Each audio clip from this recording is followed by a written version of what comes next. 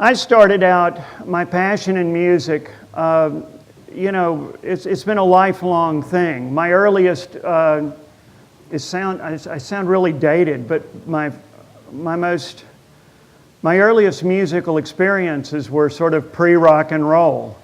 I fell in love with New Orleans Dixieland jazz as a young child. I still passionately love that music. As a bass player, it actually informed me in the way that I define time as, when I'm playing.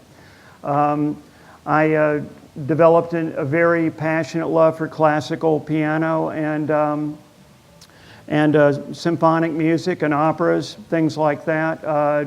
Brahms' Piano Concerto No. 2, the Allegro Appassionata is probably one of my favorite pieces of symphonic music. Franz Liszt, Ritual Fire Dance, all kinds of, I love music. And then when rock and roll came along, there was Elvis in my hometown of Memphis, and Jerry Lee Lewis, and Johnny Cash was making records at Sun. Roy Orbison was recording there. It was a very fertile scene. But I have to admit, it was really when the Beatles came that's when I sort of woke up to rock and roll in the way that transformed me. And I'm sure some of you might even have been watching Ed Sullivan the night that they came on. I'll never forget it. But being in Memphis where I was growing up, the interesting thing was that the people from England and all over the world, from the time of the 60s, because of Elvis and everything, they came to Memphis to experience the magic. So we were constantly being exposed to the cutting edge of new music because we were sort of regarded as the birthplace of rock and blues and some of the greatest gospel artists, some jazz artists that are influential, Phineas Newborn. And it was a place that we got to see a lot of great people. I had the good fortune, thanks to my dad right there, he helped me get a job at the best record shop in Memphis, the only record shop that mattered, called Pop Tunes in 1970. And I worked there for 3 years, and during the time that I was there, it was interesting to see that any self-respecting artist that came overseas to the United States made a pilgrimage to Memphis. So, we had, every imaginable artist you could think of dropped by there and hung out. David Bowie and all of these large artists at the time, and I'd help them find records. And Isaac Hayes and Al Green and, a number of legendary artists hung out in the record store. And so I got to see a lot of really interesting things. Also giving my father some more credit. My first concert was in 1965, August, James Brown and his famous Flames. And if that doesn't change your life, I don't know what will. So anyway, I started off, early on, I developed this love for music. I did piano early on. I picked up the guitar, never got that great at it, but enough to write songs. Later on played drums, and then sort of stumbled upon bass guitar, because interestingly enough, I loved playing drums, I loved playing piano, but bass guitar was like the tonal equivalent of playing drums for me. It was like I could do a beat and I could make tones, notes, and move around and feel the rhythm that way. And bass sort of sustained me for a livelihood. It was one of my main things that I did to support myself for almost 26 years. Along the way, I ended up working in studios. My first session actually was around 1970, I believe it was. My first paid gig was in 1969. And so, I was deep into the scene in Memphis. And I also learned as I got older to appreciate, partly because of all these people come over, appreciate the value of regionalism. Because when we were growing up, you know, most of us that are, let's say, 40 years and older, there was a time when you could listen to the radio and you could put your finger on a map and go, that's the Philly sound. That sounds like Memphis. That sounds like Nashville. You know, that sounds like Bay Area rock. And that kind of regionalism was one of the things that helped make the sounds that came out of America so transformative around the world. And, you know, I'll elaborate on the Columbia element in a bit, but one of the things that the more you get to know me that I celebrate is the value of being plugged into your gifts in your region. Regionalistically, being plugged into that which is unique and priceless around you. You know, we always sort of take these things for granted. You know, it's the old prophet isn't recognized in the hometown. In Columbia, Memphis, wherever you are, there's tons of gifts that we have.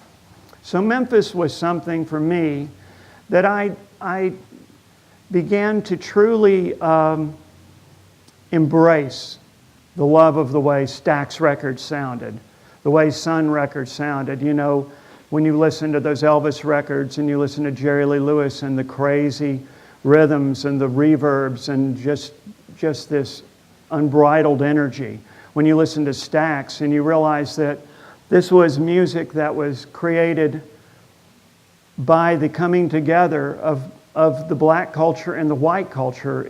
It was a label whose sound was founded on racially mixed band, you know, and musicians. Sam Phillips with Sun was someone who put it all together in the same way. He had Howlin' Wolf on his record label, you know, and Sun. So those kinds of syntheses helped make Memphis unique. Then High Records came along.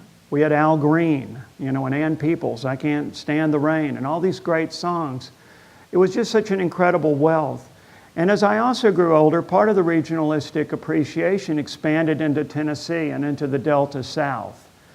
We're very fortunate to be here. You know, the people in this part of the world are good-hearted, trusting. Most people would give the shirts off their backs to help you around here. I lived in Los Angeles and Santa Monica working on the film, doing my film work, you know, off and on for a number of years. And as much as I loved living by the beach and the so-called perfect 70-degree weather every day, I really missed Four Seasons. And I missed the genteel and the kindness of spirit, the open-heartedness of the people in the South. I'm a Southerner. I like being here. I don't just like being here, I love being here. You know, I mean, my bones are just rooted to this earth. And it informs everything that I love about music, too. Anyone that works with me, just sort of touching into my work further, will know that I'm a voracious listener of music. I mean, I listen to so much music. Sometimes it staggers my brain. I remember 6 years ago, whatever it was, when I was working on the George Clooney film Up in the Air. And I was working on that. I was producing 26 radio shows for XM Radio with Marty Stewart and writing a book. And I had some software. I had 16 interns that semester. And I had some software counting the amount of songs that I was sampling each week. And I had weeks where I was listening to an average of 1,200 songs a week. It's a lot of music. And anyone that works with me in my office knows this too, because of the work that I do in film, and I should backtrack a little bit, but I get hit between 400 and 600 emails a day. I probably get pitched over 100 albums a week. And a lot of this is due because of the work that I did starting back in Memphis. I had a business beginning in the middle 70s where I had a radio show on Rhodes College Radio. I was playing in bands, But I sort of stumbled into a business that I started called Sound Synthesis, where I created foreground and background music for restaurants and clubs and events. And eventually I did all of the restaurants in Overton Square in Memphis and most of the restaurants downtown, as well as restaurants in Manhattan, gourmet restaurants. I did Ritz-Carltons, Sheratons, punk rock clubs, discotheques, country urban cowboy places, German restaurants, Japanese restaurants. I did it all. And I developed an ear for programming. And this led to me falling into a career, another career where I started writing. I got invited in the middle 80s to start writing for an upcoming magazine called Rock and Roll Disc, which was sort of like the New York Times book review equivalent of reissue and compact disc music. And ended up doing that with Dave Marsh and a number of well-known critics.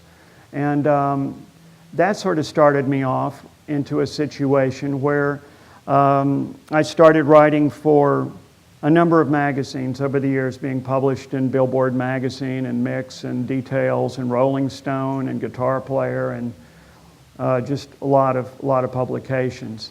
Interesting thing was that when I graduated from high school, I barely got out in one piece. My grade average was so low. But one thing I knew that I had going for me was passion. And when you have passion and you do the Malcolm Gladwell, the proverbial 10,000 hours before I've put in 1,000,000 hours on the stuff that I do. I live and I breathe it. And so it was very easy for me to articulate what I love, you know? And so that turned into a large exposure, which led me into a project in the mid-90s called the Oxford American Magazine, which is a literary publication that the writer John Grisham was publisher for a while. And over the years, up until this last year, I produced 10 CDs, music issues for the Oxford American, which won a number of awards, and interestingly enough, got me into a lot of people's homes and cars in Los Angeles in the film industry. And this little literary publication over a number of years brought an amazing amount of people who would just call me up out of the blue. I helped Cameron Crowe when he called me up one time on the movie Elizabethtown. Hunter Thompson called me up in the middle of the night one time and we got to be phone buddies. I mean, T-Bone Burnett, I mean, just if I think Sidney Pollack, I mean, the list of people that called up and would get in touch with me over the years, they became relationships, which when I moved out to Santa Monica in 2006, it sort of opened the door very quickly. My first large film that I started doing some work on was a film called Juno, and worked with Jason on that, but it was the movie after that, Up in the Air, that I became a full-blown music supervisor for Jason. And that sort of tumbled into more films, and most recently into a TV show that I really love working with. I sort of think sometimes this show, it's called Hell on Wheels. And I understand historically the name, why the show is named that, but unless you are familiar with the show, I would say 75% of the people think it's a biker show. And this is set in a time when there were no motorcycles or cars. It's a movie it's a TV show right after the Civil War. It's about a guy who's a Confederate soldier who comes back to southern Mississippi where his house is, and he finds that his wife and child have been murdered. And he knows these 6 Union soldiers who did this. And he sets out to exact revenge on them. But just when you think that's going to be the story, about 2 episodes into the first season, he accomplishes his goal. And he sets west and he joins the Transatlantic Railroad on the eastern side going westward. And he interestingly enough, he had slaves. He freed his slaves, but when he goes to work for the railroad, he's put in charge of the freedmen. And it becomes this very interesting dynamic. Anson Mount is the star of the show. One of the first people that he bonded with among the freedmen, who forged a relationship over the first 4 seasons, is the rapper Common, and who did a great job for the TV show.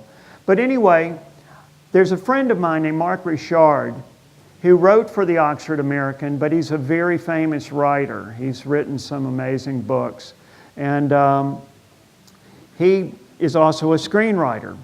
And he was with Hell on Wheels. And he was a huge Oxford American music issue fan. So right after he started doing the TV show, he started calling me up. Rick, I really want you to do this show.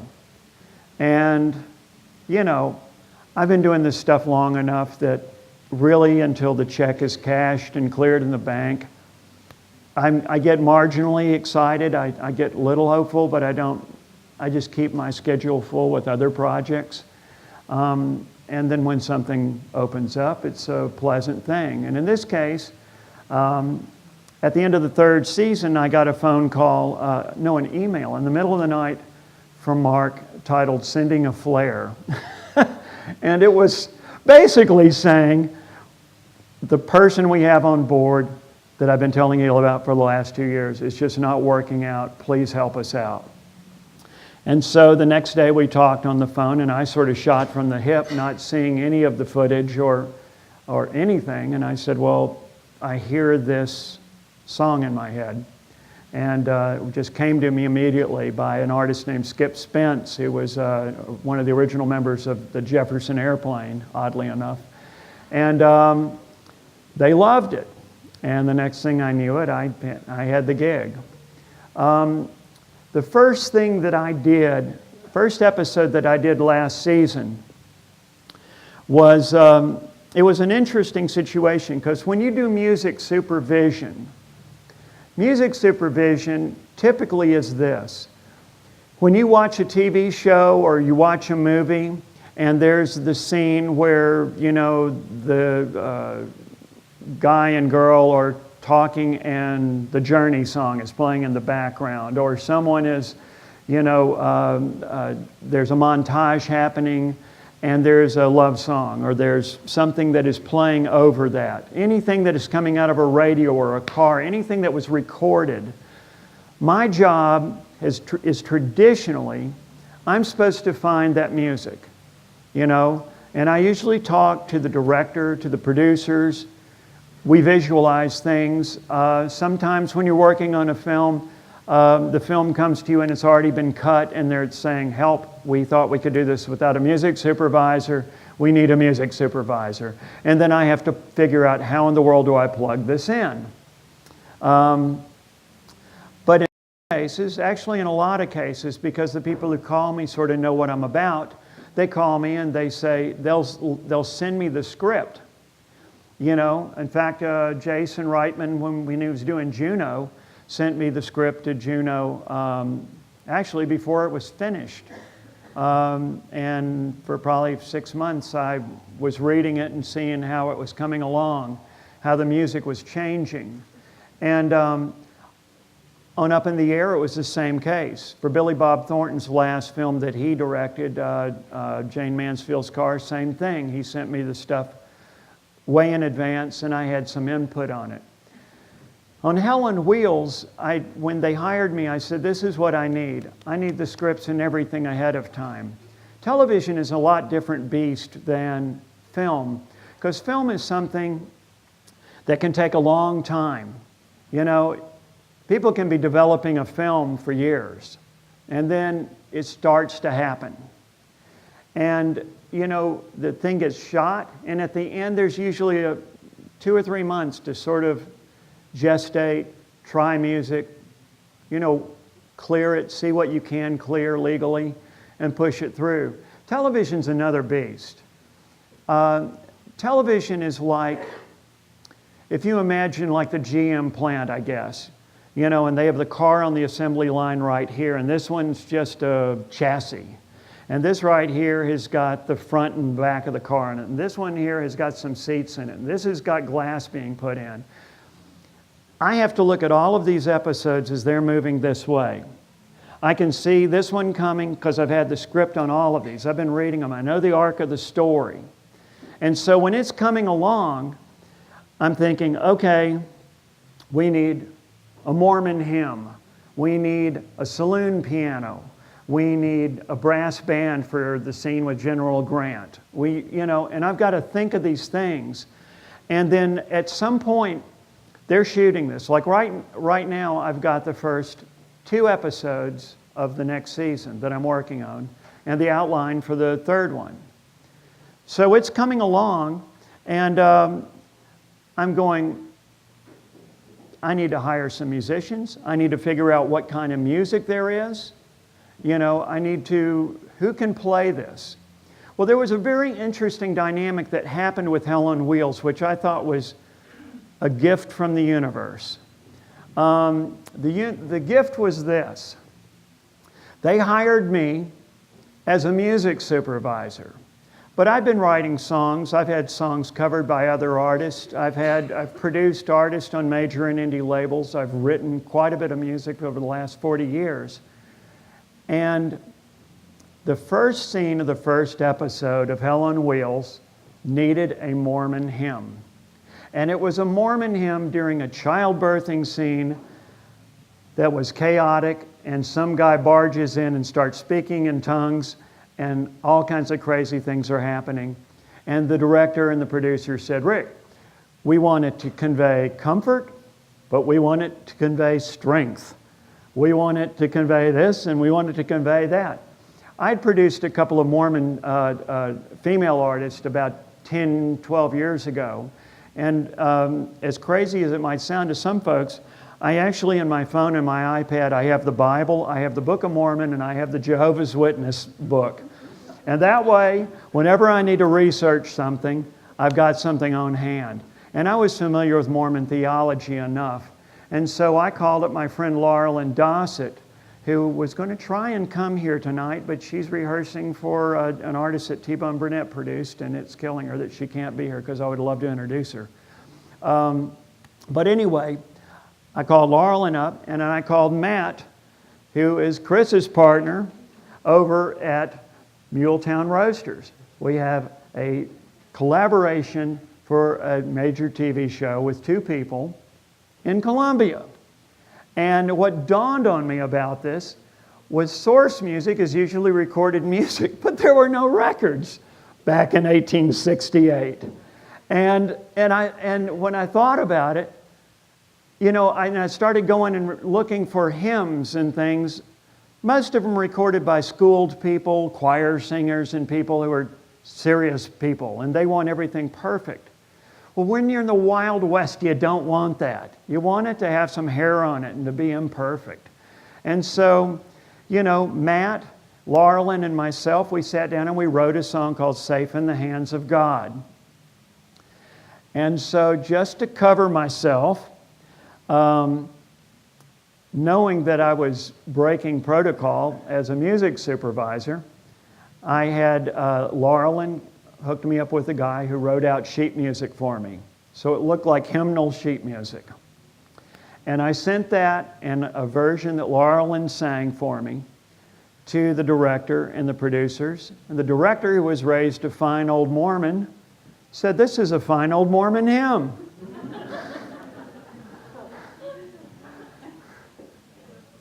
And so, it was like the best compliment I could have gotten. And so anyway, we got this a few days later, as everyone is excited about this old Mormon hymn, the line producer, whose job is to basically watch the budget, make sure everyone is working for less than humanly possible. But he sort of fancies himself as a kind of a director or artist type, and he called me up about 4 days later and he said, "Rick, I have this wonderful idea. We're so happy about this song that I think we should use it again. Would you get me a recording of a choir singing this hymn?"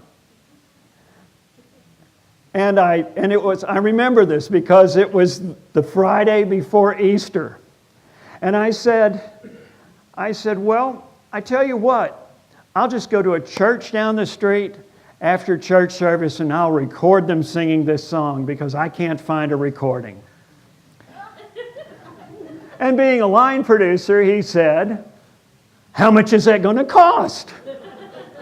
And I said, "Oh, I don't know. I'll donate $500 or $1,000 to the church, and they'll be happy. It'll be cool." And so he was happy with that for a minute.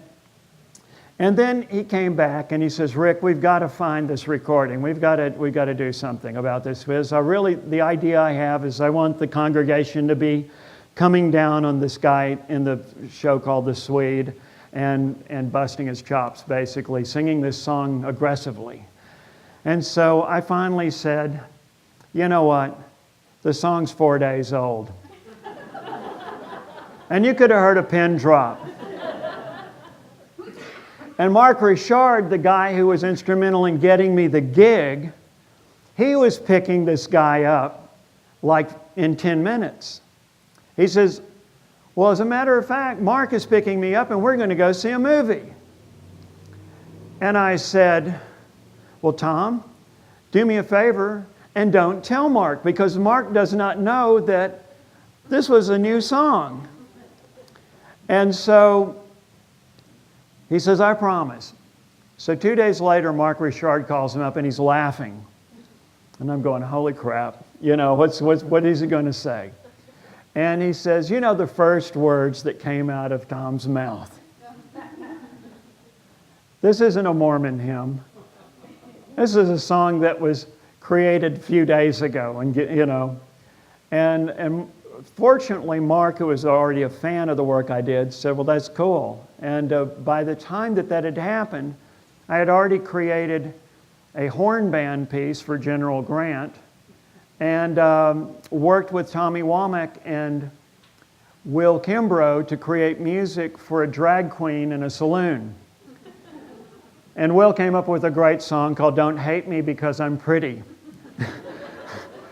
which ended up in the show, even though the drag queen got canned because she was such a pain in the butt. But anyway, so that sort of created this situation where people were saying, "Well, it makes sense for Rick to create the music for this show, and if we need to, he can plug something in that was recorded." I have really good relationships with the Smithsonian. And, I can call them up and go through all their archives. I've got links to going into their vault. And I can say, go to the guys that I know and say, "I need 30 CDs of Italian music," or something like that. And they'll burn them for me and send them.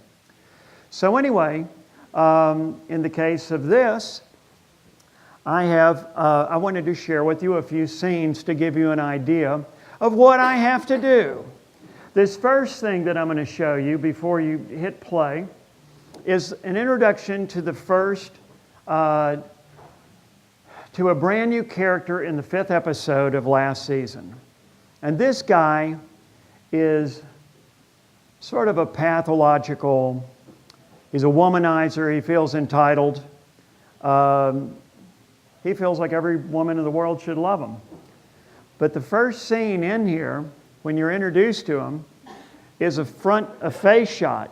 And when it pulls back, you notice that it says Juarez, Mexico, and he is on a horse with a noose around his neck. And he's about to be lynched by these Mexicans who are pissed off because he's had his way with their women.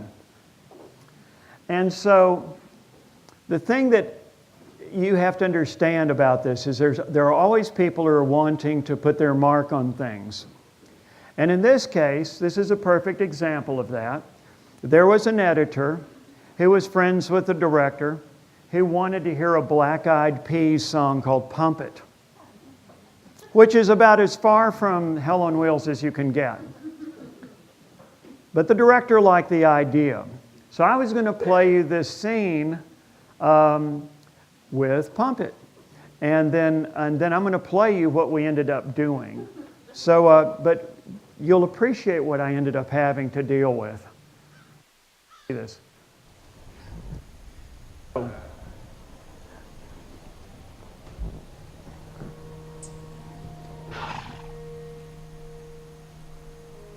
This, by the way, is the writing that they have to correct things. You'll notice around his neck is a wire as opposed to a rope.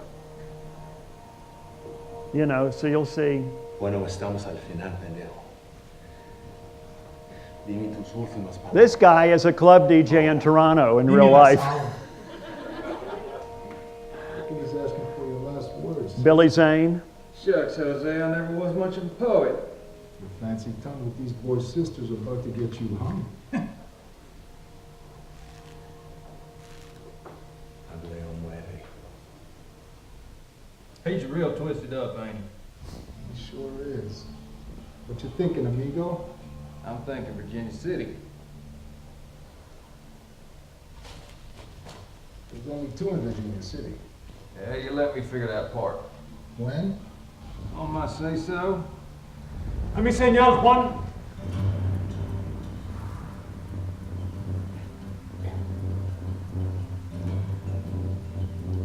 Uno. What about, Life's a Mystery? I mean, there's your last words? Yeah. Dos. Maybe you do got some poetry now, Travis. One thing I love about Helen Wheels is the weird humor. I'm just saying. He does his last words and now they're talking about his last words. Jose. I give you that. Tres. Ahora.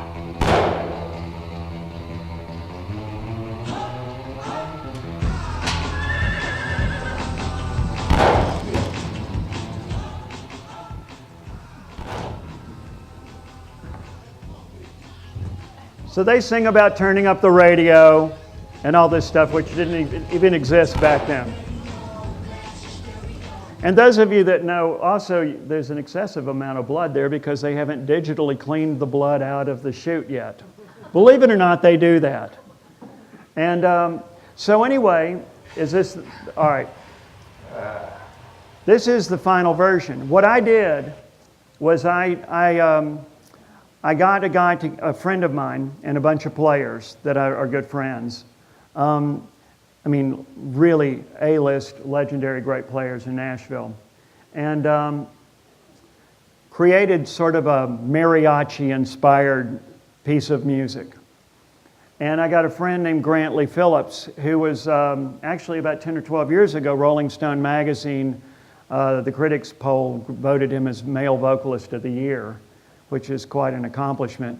And Grant has this voice that he's not like Roy Orbison or Marty Robbins, but he's got that kind of heroic, dramatic quality to his voice. And that was the kind of voice that I wanted to be singing while he is going to be doing what he's doing from the horse.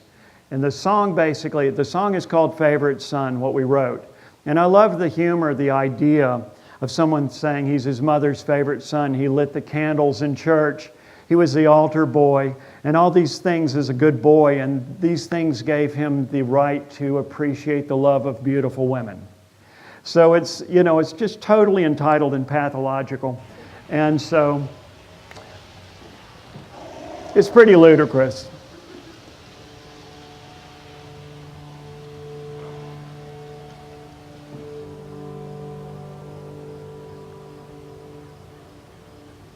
Bueno, estamos al final, amigo. Dime tus últimas palabras. Ahora. Dímelas ahora. I reckon he's asking for your last words, Sid. Shucks, Jose, I never was much of a poet. Your fancy tongue with these boys' sisters are about to get you hung. Hableo muere. He's real twisted up, ain't he? He sure is. What you thinking, amigo? I'm thinking Virginia City. There was only two in Virginia City. Yeah, you let me figure that part. When? On my say-so. A mi señor Juan.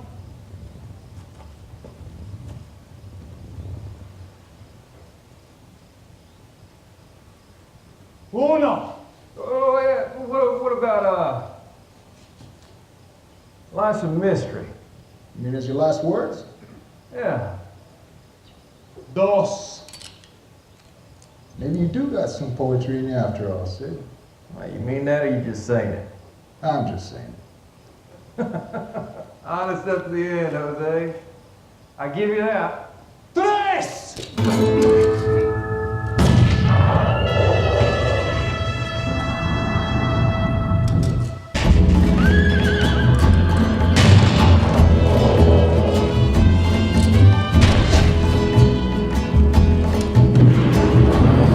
Was a boy who worshipped his mother. I was the faithful and dutiful son, forever drawn to the lure of a beautiful woman. I'm a disciple of passion like anyone. I lit the candles of white in the chapel, sang in the choir on Sunday, but what the heart understands judges the soul of a man. One day I'll ride to that glorious place in the heavens. Narrows the way for my mother's favorite song.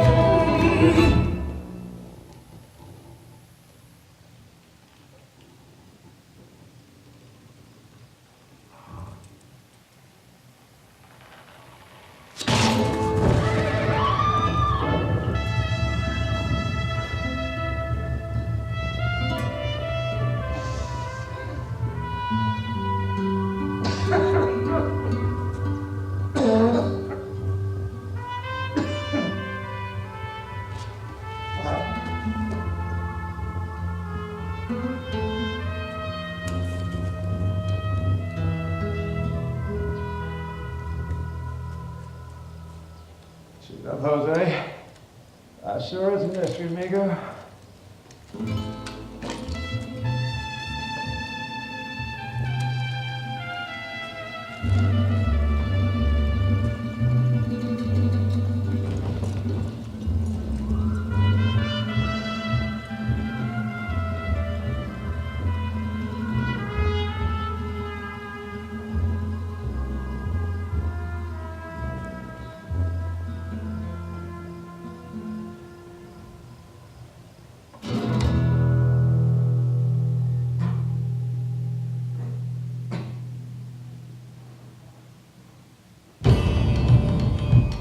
So that was how the show opened.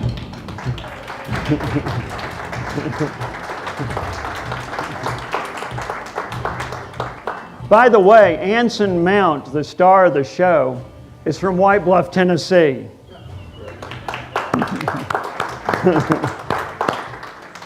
So I'm going to show you one other scene, and then I'm going to sort of move out of that into sort of dovetailing into why Columbia.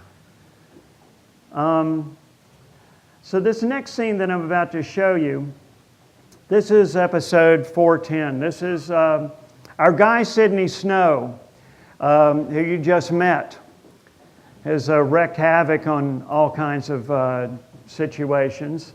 And one of the ones that he did was burning down the church. And there's a woman in the show. One of the things I love about Hell on Wheels is there are several very strong female actresses in the show. I mean, very dynamic characters. The lady here is the pastor of the church in Hell on Wheels. By the way, Hell on Wheels, the name came from back in the time of the railroads. That was the name of the settlement. And when the railroad would build the track 20 or 30 miles, they would build a town. When the track went on like another 30 or 50 miles, they'd tear the entire town down and they would move it another 50 miles down the road, hence the name Hell on Wheels. And a number of these characters, by the way, in the TV show are historically accurate characters. But in this case, the woman who is the preacher is named Ruth. So there's several things that are taking place here, and I wanted to show you the scene before the music that we created because I think it sets it up really beautifully. And if you like Westerns, I promise you, you would love this show. If you like just really well-written shows, it's a great show. This scene that you're about to see here, she should have earned a Best Actress Emmy for it because it's so great. Anyway, she is sitting there in the burned out church. She's lost her church. This Mormon boy that she didn't even know was Mormon. And at one point when she brought him on, he was an orphan. He was sitting there at one time and preaching a sermon and saying Mormons were among those who would go to hell. You know, it was sort of traumatizing to this boy. But she grew to love this child. Well, the child, when the church was set on fire, in order to escape the flames, hid in a trap door and burned to death. So she's lost the church. She's lost this one boy. And then there's Cullen Bohannon, our White Bluff, Tennessee star of the show. She has this unrequited love for him. It'll never happen because he married this Mormon woman that he got pregnant. And so he's coming in to console her. Later on, he's going to pick her up with the boy's body in the casket. And so the music that we created had to touch upon her unrequited love for Cullen Bohannon, her loss of this boy, and then it ends setting up another backstory with these two ladies. And so the lyrics and everything had to work in this context. My friend Laurelyn, who I wrote with Matt, the Safe in the Hands of God, this song is her song. She had a group called Polecat Creek that was a duo. And she had written this song and released it about 10 years ago as this real kind of harsh-sounding duo a cappella, two female voices song. But I always loved the song. And and it was on my short list of a song to put into this show. The version she recorded didn't work, but I heard in my head like these kind of Appalachian, these droning sounds. And I wanted her to sing the song by herself against the picture. And, you know, to where she's dramatically interfacing with what is happening on the screen. And instead of having something big sounding, I wanted to produce music by what I call producing by subtraction. You know, sometimes things sound bigger the less you have. So this was like pulling back the layers. So you'll see when she starts to sing, there'll be points where Cullen walks up and emphasizes the beat of that unrequited love. All of the music goes away and you just hear her voice. And then the drone picks up and then it strips away again as she looks down on the casket. So it's all trying to depict her utter aloneness. That's the idea, this incredible, endless depth of sadness, this aloneness that no one can touch. So that's what I'm trying to hit with this music. In between, you will see a character known as the Swede and Brigham Young walking in, and which I love that scene. So let's watch this.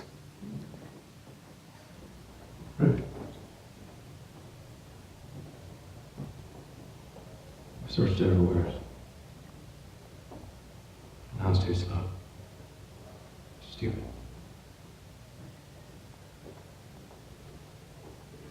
Let Sydney get away.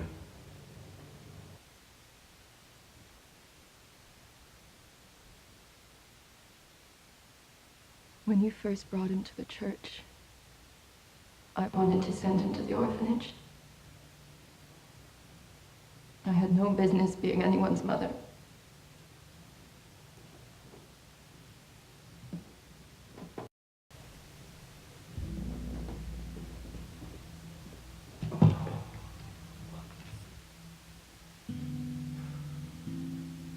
He's just scared.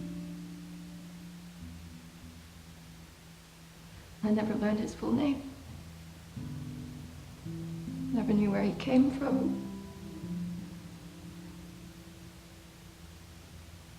Whether he had brothers or sisters, or what became of his family.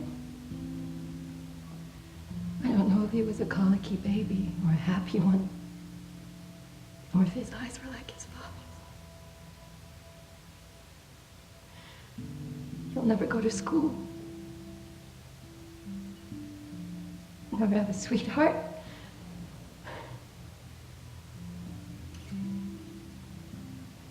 Never get married. He hated doing chores. He brought live toads into the tree.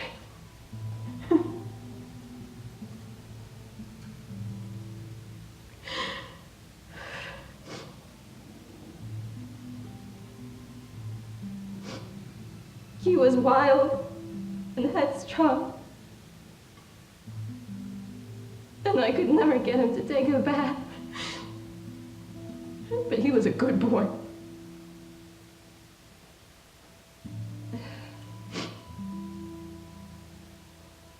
And the last time I saw him, I spoke to him in anger. No. He was just trying to protect him. The good it did. You didn't know. I should have known. I was supposed to take care of him.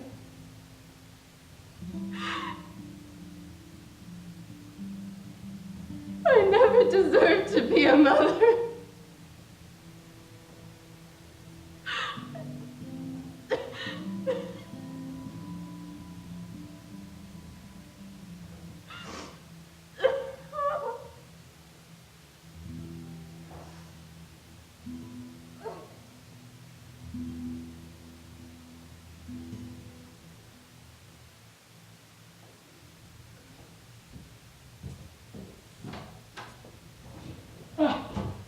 Brother Brigham. Good day. You made a favorable impression on Collis Huntington. We discussed you accompanying the Saints to work on the Central Pacific. He'd like you all. Truly a man of vision, like yourself. The Holy Spirit compelled me to reach out to him. Oh.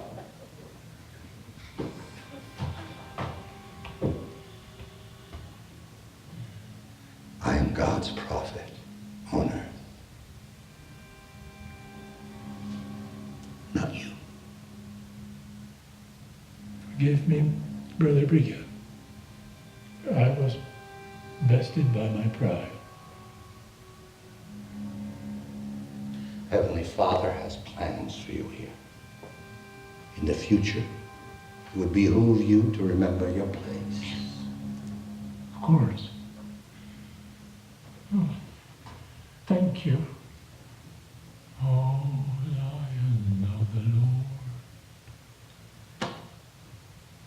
Finish dressing and pray. There's a ward meeting in half an hour. So here's where we pull the music in. Kysse mig back så får du andningssmäck. That I should know your face, my love, like sorrow knows the morning dove. That I should hold you to my breast. Come back to me is my request.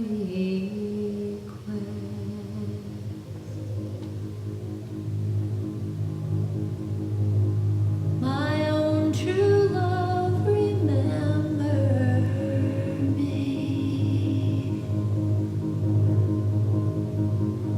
when once again my eyes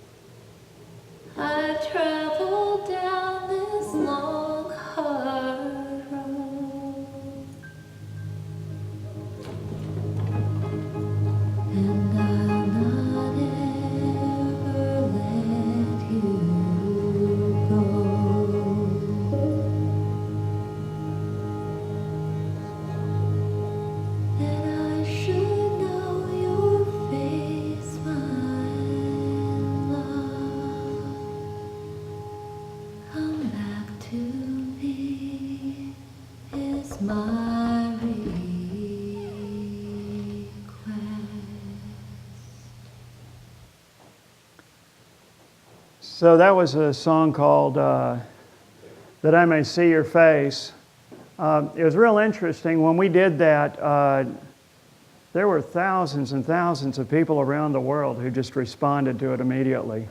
And I mean, a day doesn't go by that I don't get emails from all over the place, people buying that track, which is very interesting, as well as Favorite Son. But anyway, that sort of gives you an idea of some of the stuff I do here. And the thing that is what I wanted to convey to you is this. I know Mary and I, we have this almost weekly happen where someone says, "Why Columbia?" And I sort of say, "Why not?" You know, because we live in an age now where we have technology, we have wonderful internet, thanks to CPWS, and we have wonderfully talented people. Ross Jaynes shot this picture. We should give Ross a shot. Kim and Joel, they did my website. We've got wonderfully talented people like Matt Johnson and you know, Chris and just the folks throughout this town who are gifted artists. We have people in Arts in Action. We have people who work in the theater here in Columbia. We have a lot of talented people. One of the things that I found that happens though in a situation where you have a community like this, which where a number of people have felt that things don't change enough, that things don't move forward. I moved into East Nashville in the middle 90s and before the tornado, and became the Neighborhood Association president in East Nashville right after the tornado. And up until then, I don't know if I had a civic bone in my body. You know, I was content being invisible on that kind of level in Memphis. But here I was moving into East Nashville, and I saw this neighborhood that I happened to like get ravaged by a tornado. I was actually in my house when the funnel cloud went right on top of me. And the three houses around me got leveled, but somehow or the other we stood. And but I learned something during the rebuilding of East Nashville. Everyone got a new roof, you know, for one thing. And people who were moving in were starting to look at it as a place that was affordable and that it was, it offered opportunities by being close to downtown, and that there seemed to be some creative people that were there. But there wasn't, you know, this kind of force that was coming together until myself and a number of people started spreading the word. You got to come to East Nashville. Come to East Nashville. Come to East Nashville. What happened over time was that not just because of me, but because of people that pulled together and just started spreading the word. What happens when you spread the word is, you know, people start going, well, maybe there's something there. I didn't just hear it from Rick. I heard it from Joe and Bob and Eleanor and Jane over here too. You know, people start feeding each other. And over time, one of the things that I realized was this, that we all are born with the power to create our own narrative. We're all on this planet, and we can either serve at someone else's narrative, or we can try and write our own. You know, for better or worse, you know, you see all around us people following in the footsteps of narratives that are not real productive. But positive ones are ultimately ones that are unstoppable. When I look around Columbia and I see the bones of this town, the buildings, the people, all of these things, I'm struck with, I think that the bones of this place are prettier than Franklin. I think that in some ways, the town, maybe because of certain hardship or whatever, or maybe things stopped north of here, the town hasn't been violated that much by having people just wholesale ripping down wonderful old buildings. And there's a lot of just beautiful architecture and character that surrounds us. And so going back to this thing of narrative, I'll backtrack to a second. Back to my high school. I was sort of just goofed around in high school. Art was my thing. Visual art is what I was known for. And I had an art teacher named Ms. Wilson who basically threw up her hands and she just said, "Rick, you don't have to follow any assignments from now on. The only thing you have to do is turn in one piece every week. You can do whatever you want. You can tell me whatever it is." And I took her at her word. And I would go up on the roof of the school and throw mud at wood and paint and wire and whatever I wanted to do, or just mess up something, and I'd hand it to her. And she would look at me and she would say, "What is it?" And I would just give her some totally lame, pretentious description of what it was. You know, man's anthropomorphic, blah, blah, blah of God or something, you know. And she would look at me and she would crack a smile and she would always give me a B. I always got a B. I should have been an A+ student, but I was a B student in art. And after a while, it just wasn't that fun anymore, feeling like I could just get away with things. And one of the things that I came away from that, it didn't happen in a way that coalesced in my mind until after I got out of high school, but I realized that she was the most valuable teacher I had ever had in school. The thing that she made me realize was this, and it led into a path of understanding the value of owning your narrative. I was raised in the church, so I'm using a church kind of analogy. If we were made in the image of God, okay, then therefore we've been imbued with the creative spirit because we are created by the Creator. And the time that I have on this earth is the only time that I have on this earth. This moment is gone forever. And what I choose to do at that time is a statement of how important life and the humanity that surrounds me, community, is to me.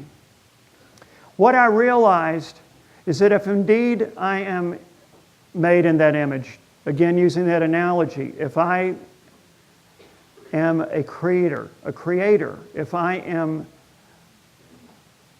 from that seed, then therefore I am touched by pricelessness.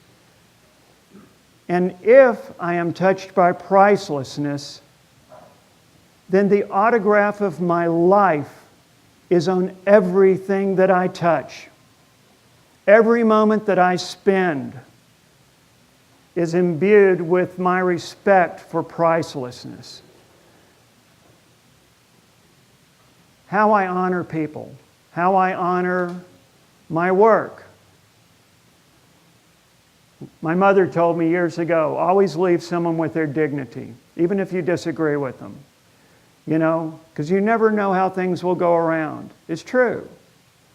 If you understand the gift of pricelessness that you have in you, it makes it easier to see the joy and the gift of giving in community to help create a collective narrative. We all want something great to happen here. Why Columbia? Why not? It's either a me world or it's a we world. You know? We're individuals, but when we pull together, we have strength, especially when we try to lift each other up. So I take it upon myself, just like I did in East Nashville, to bring people down here every week that I possibly can. I want people to come here and experience something, even if it's not quite tangible, that makes me feel joy. It's just tapping into that pricelessness. And, you know, I can feel that thing building. There are people like Chris and Matt over at Muletown and you know, Kim over here. There are a number of us here in this, you know, in this community that are taking it upon ourselves to drag people down here. Not we're dragging them, but you know what I'm saying. We're inviting people down here. Come listen to music here. Come over here and hear this really cool band in this place. Look at these buildings. Look at this unhurried lifestyle. Look at, just soak this up. I have yet to have anyone come down to Columbia and walk away with anything less than, wow, this is a real special place. You know? I hope that when you guys leave here tonight, that you just, if there's anything I can give you or that you can take with you, is that we all have this equal power. We're equally priceless, and let's make every day in our own meaningful and small ways that we don't even see, that just happen in spite of us. Plant those seeds to show why where we are is the place we live, because we choose to live here. We choose to live here. Okay? So,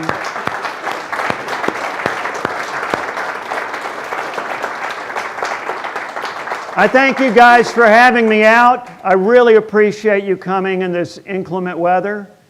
It means so much to me, and I feel really blessed to be among you. So thank you again so much.